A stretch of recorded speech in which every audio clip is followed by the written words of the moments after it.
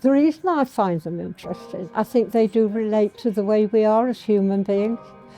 If you go through the history with all the mythology and how it's happened, then you'll find a lot of human traits there. So I think that's why we can associate with them. And it's like Orpheus of the underworld, right? I mean, we were, in 1964, I bought a rock and roll song about that, and I've still got the 45. So it shows you that it's an interest that's ongoing, whether it's in what you actually believe, or even in the world of entertainment.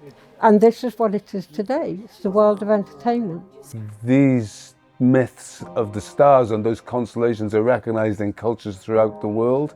Sometimes they have different names, slightly different stories, but human beings everywhere have always looked up into that night sky. You're going to receive a lot of new information. You're going to hear kind of stories that maybe you haven't heard, or maybe you've heard bits of before, but you're going to see it in a way that's really weaved into each other. And I think what stood out for me as well was kind of like the light and the set, in the sense that like it really brought the story together.